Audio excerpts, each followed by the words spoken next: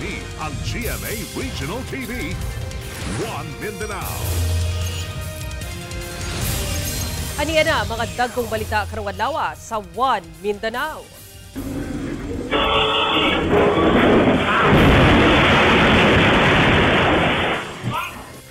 Truck nga nagkarga og dagkong bato na disgrasya sa Barangay Tamugan sa Davao City. Rider nga nadamay, kritikal. Truck driver ang ulsab. Landslide nahitabo sa Barangay Dansulihon sa Cagayan de Oro City tungod sa walay puas nga ulan. Cagayan de Oro City Health Office nagpatuman og mandatory wearing of face mask sa mga empleyado ug barangay health workers agig panagang sa hulga sa MPAX. Lineman patay human makuryente sa ginatrabahong poste sa kuryente sa Dumalinaw, Zamboanga del Sur.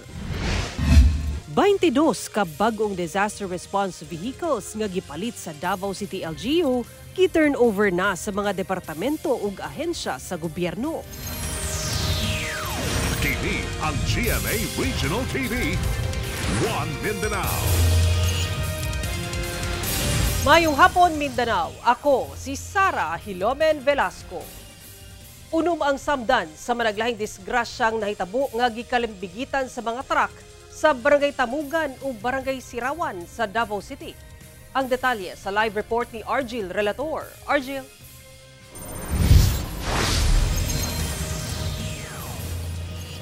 Sara, sa pulse sa CCTV ang pagkayabo sa mga dagkong bato nga miigo pagayon sa usa ka rider dihang natumba ang usa ka truck sa Davao Bukidnon Highway nga sakop sa Barangay Tamugan, Davao City. Ang maong biktimang rider ang nakaroon sa intensive care unit sa ospital.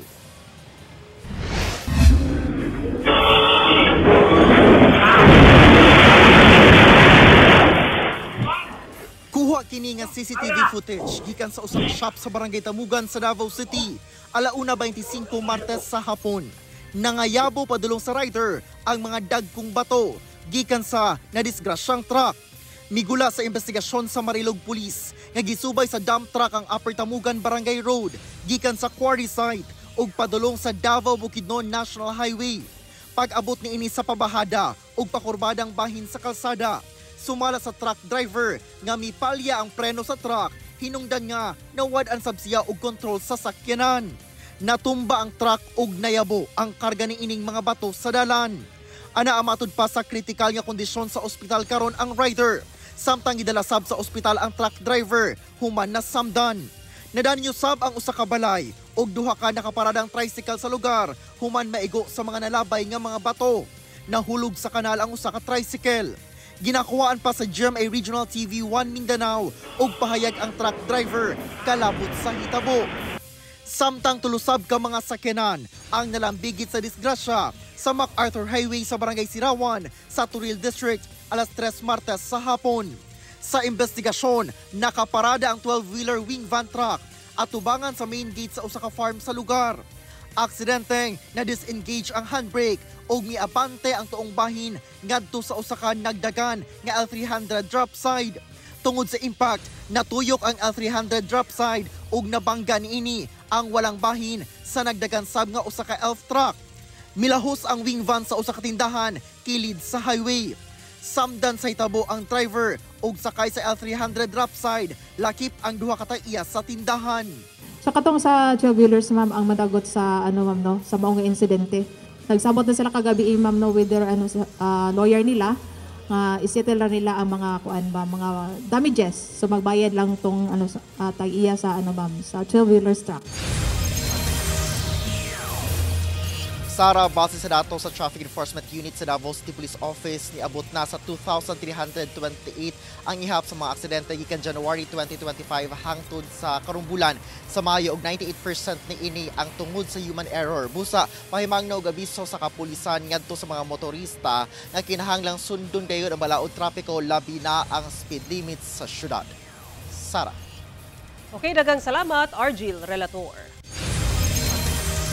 Atong sayron ang dugang pang mga balita sa Mindanao. Makoba nato si James Paulo Yap live sa Cagayan de Oro City.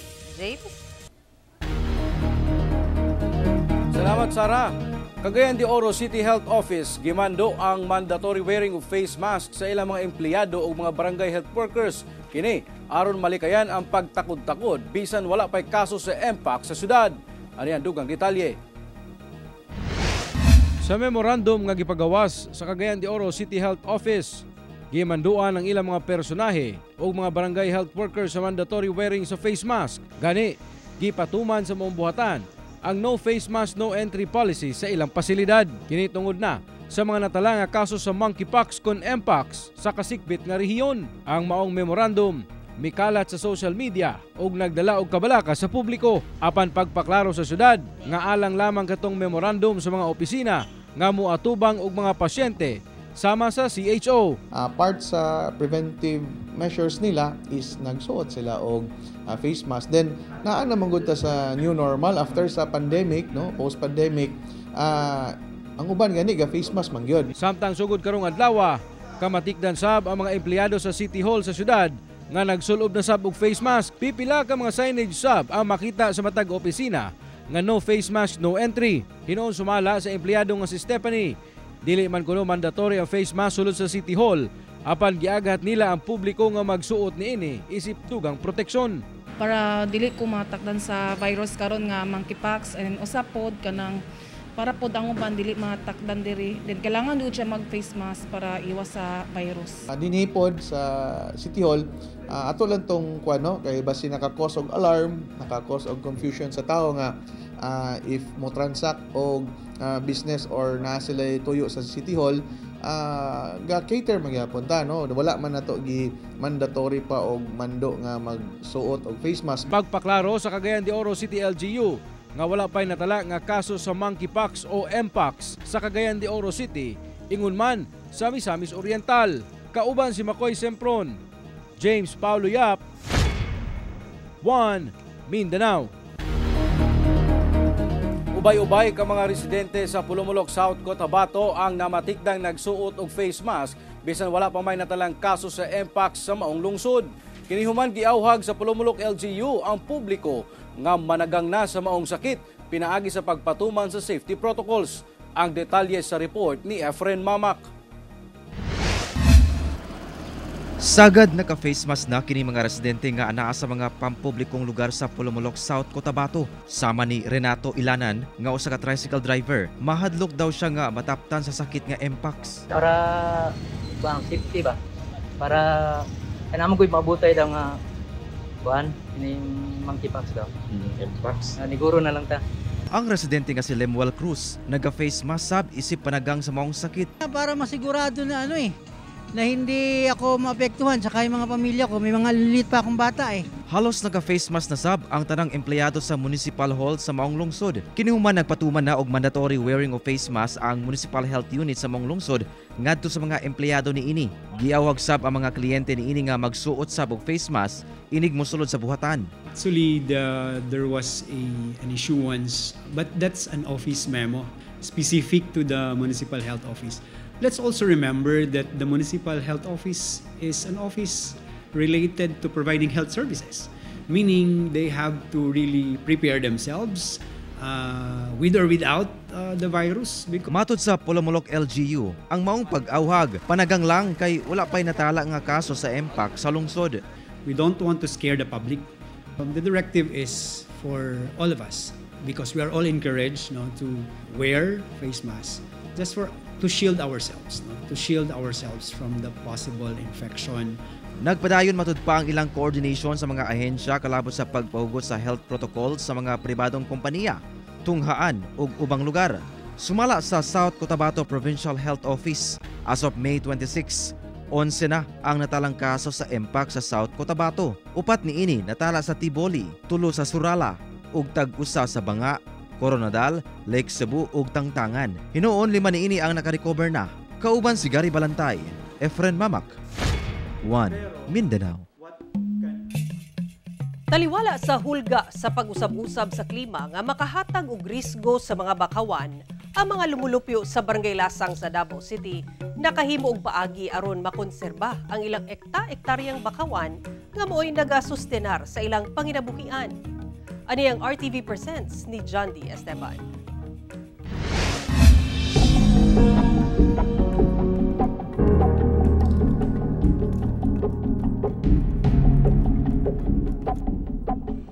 2018, 30 hectares ang mangrove forest o bakawan sa Barangay Lasang sa Davao City. Karong tuiga milabong na sa 44 hectares. Gawas sa 57 species sa bakaw, 37 species ang nanubo dinhi. Wala na undang ang pagkonserba sa bakawan sa Lasang. Kaabag sa barangay ang Tamfias o Tambongan Fisherfolk Association.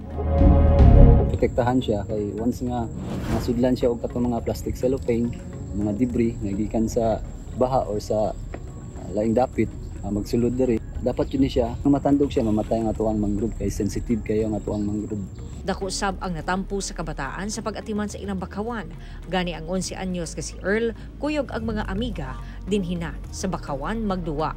Inay gadget, mga nursery bags ag gikuptan, diin itanom ang bakaw aron himuong punla. Nahimo na daw nila kining banding, mukita pa sila kay ilang mabaligya og 7 pesos ang matag sidling. Sagad sa mga nagapalit, mga grupo o government agencies alang sa environmental projects. Gawa sa ekonomikanhong aspeto, lawom sab ang ilahang pagsabot sa kamahinungdanon sa bakaw. Kanunay ang ilahang pag-atiman sa mga sidling sa nursery bed aron dili mamatay. Makatabang po sa akong pang-eskwela ka ng pangbaon ako o pangpalit school supply. Pag naay sina magbaha or magwan sa dagat kay makatabang ang bakaw o ang iyang ugat. Mas duol manggod sila sa kanang maayo ba? Kanang magtanong, makakwarta gud sila. Kung unsa ang among nakatunan diri, makatunan po nila. Ang mangrove conservation sa Barangay Lasang gisugdan tuig 2013 kaniadto hagit ang partisipasyon sa komunidad. Taas ng awareness no sa atong mga katawhan kay kung kaniadto ang ato ang community sila ang nagabuhat ana no nga ginaputon nila ang mangroves, ginahimog sugnod, ginabuhat nila og haligi.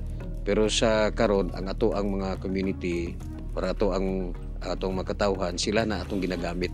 Sila na mismo ang nagabantay. Ang pagputol sa mga bakaw o ubang forest products nga way permit dinadili ilawom sa Presidential Decree 705 nga giamyandahan sa Republic Act 7161 o ang Revised Forestry Code of the Philippines. Nagpatuman sab ang Barangay Council og moratorium tuig 2014 nga nagbawal sa mga residente nga palapdan ang ilahang mga balay sa coastal area aron mapanalipdan ang karagatan ug bakawan. Dayag ang bunga sa ilahang bayanihan sa pagpanalipod sa kinaiyahan nga nakatabang sa pagsustenar sa ilahang panginabuhi. Ato kining sayron sa ikaduhang hugna sa RTV Presents. Kauban si Bebot Kahes sa kamera, John D. Esteban, 1 Mindanao. TV ang GMA Regional TV, 1 Mindanao. Doon ay panawagan ang Police Regional Office 11 sa katawhan kabahin sa ilang internal cleansing effort. Kini may kalabutan sa paggalambigit sa ilang mga personahe sa iligal nga droga. Atong sayron sa live report ni John D. Esteban. John D.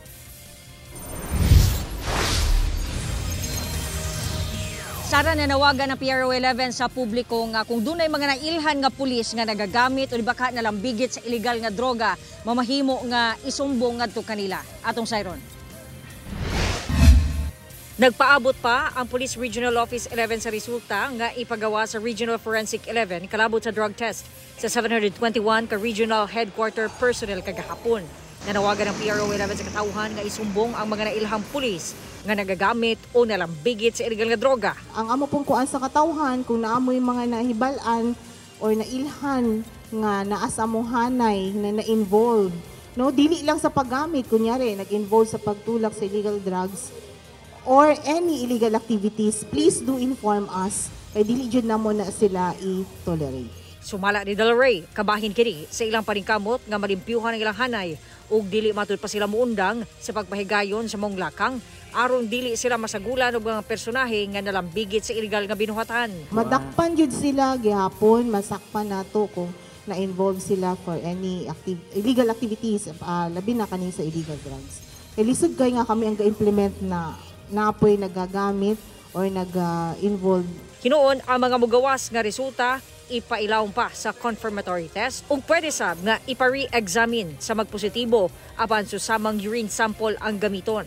Apan ang mga mapamatud-an nga nagagamit gyud taktakon sa serbisyo.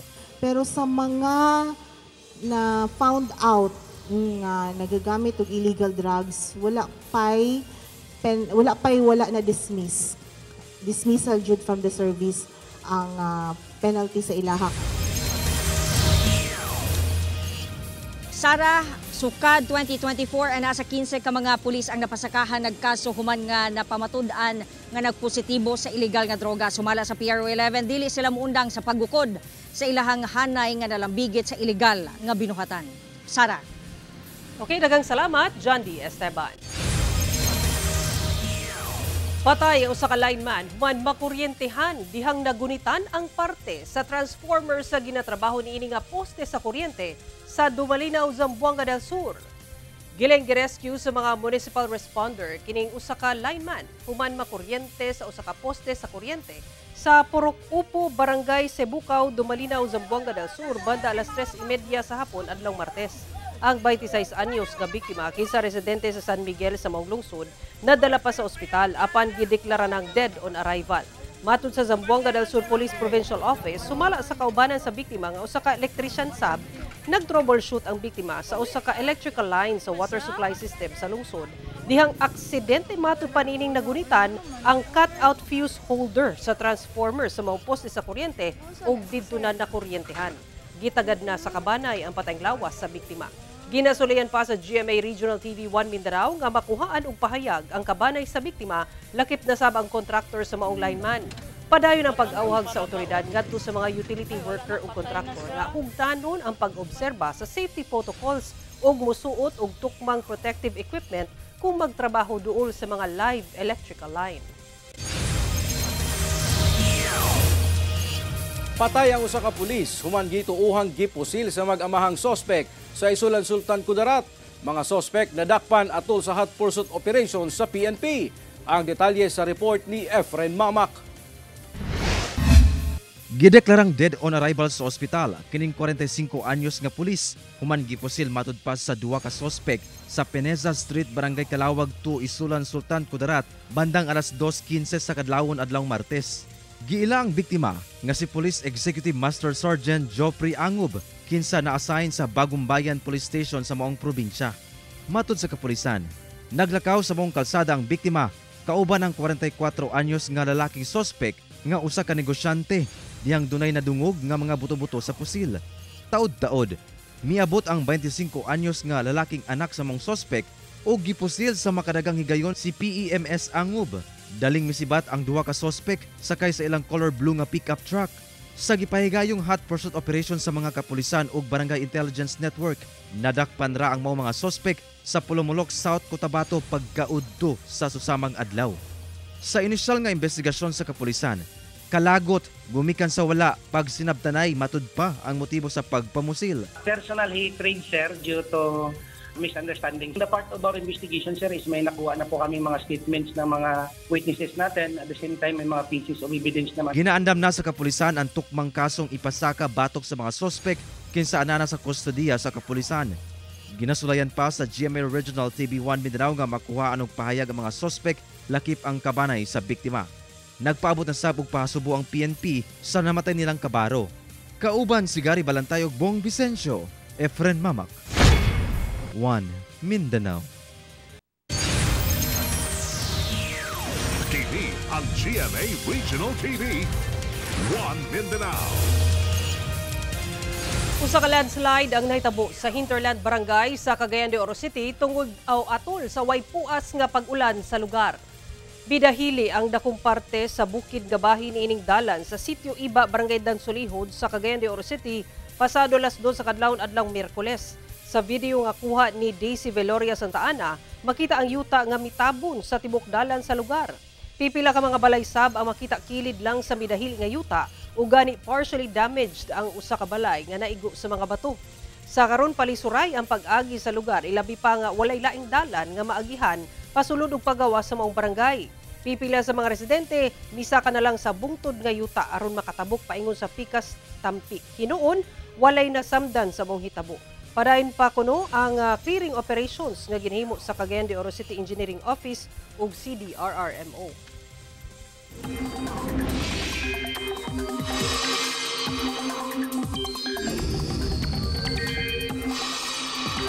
Dunay Dunay na monitor nga low pressure area sa gawa sa Philippine Area of Responsibility sa bandang West Philippine Sea. Samtang trough sa LPA ang padayong magpaulan sa Mindanao. Sumala sa pag-asa ang LPA nga anaa sa Pag-asa Island, ubos sinuon ang tsansa nga mahimong bagyo ug palayo na sabkini sa nasod. Posible sabkini nga mahilis ra. Apan ang trough sa mong LPA ang magpaulan sa daghang lugar sa nasod lakip sa Mindanao. Samtang dunay easterlies ug frontal system nga makaapekto sa Luzon ug Visayas.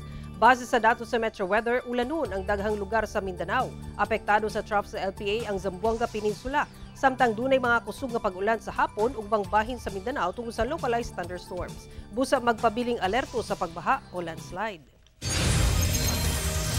Sirado ang Mount Apo human gideklara sa otoridad ang off-season sugod sa bulan sa Hunyo hangtod Agosto karong tuiga.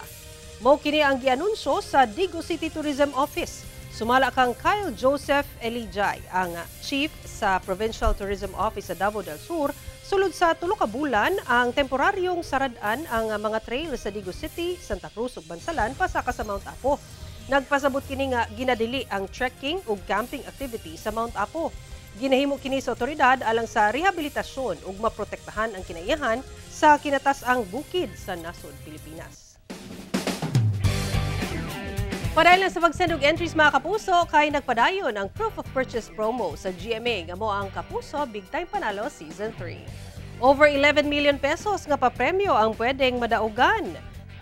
Lakip ang 7 ka 1 million pesos alang sa lucky mamimili ug sari-sari store owner sa Grand Draw.